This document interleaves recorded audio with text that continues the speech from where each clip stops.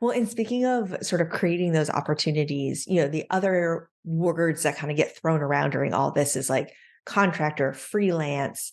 Everybody was talking about the gig economy a few years ago. So it could also be that you're using these opportunities to build skills or build a portfolio or build opportunities while you're still working at your current company, as long as there's not a conflict of interest. I mean, look, I wear two different hats, right? Like I'm the head of people at Ordergroove and I'm doing coaching on the side. So giving the opportunity to say, I'm also doing this to build these skills or to build this path for the future.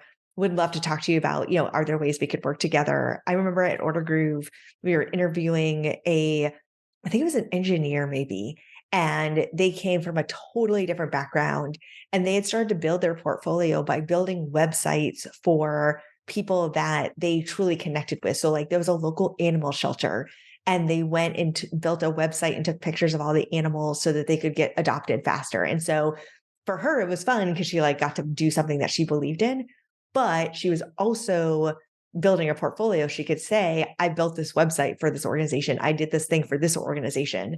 And it was, whatever, 5-10 hours. And she was doing it on the side, but it was the way that she was building towards her next career step. No, I love that. I think to your point, you just never know. And that's true. Like a company has positions that are posted, but they have a thousand more needs internally, and they're trying to navigate and move pieces around. So if you're telling them you're open in some way to sort of help out, whether that's project based or full time, whatever, for X amount of hours, for X amount of months, they'll probably be open to it, or Yeah. there may be a spark there where something could work. So certainly communicate that, be open, transparent about it, and you never know. Yeah, I love it. And that's kind of the theme of everything we say, right? Like just put yourself out there, talk to people, open up the conversations, and you never know where they're going to lead, and being open to new ideas. So maybe you're listening to this episode and you never thought about contracting as an option to either literally take the next step or to fill in the gaps while you're figuring it out. So hopefully it just sparks new ideas for people. We always do a peek behind the curtain.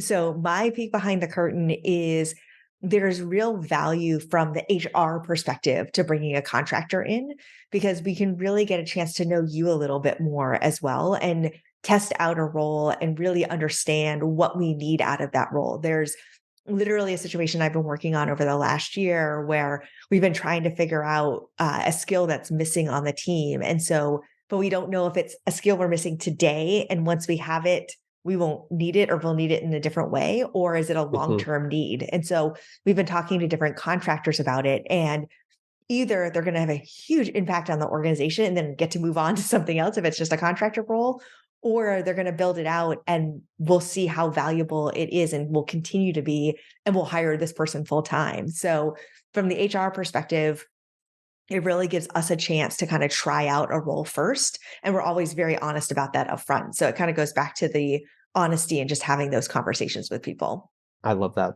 I'm just going to double down on know your value as Mm. a contractor. Like so many people, I talk to so many people, work with clients that just have no idea of how they would figure out an hourly based on how long they're committing to a company for a certain duration, and not understanding, all of the other financial elements. So, what I will tell you is the companies do know that they're going to have to pay more to bring someone on for a contractor. So never undervalue yourself and just say, okay, this is my salary and this is what it comes out to be.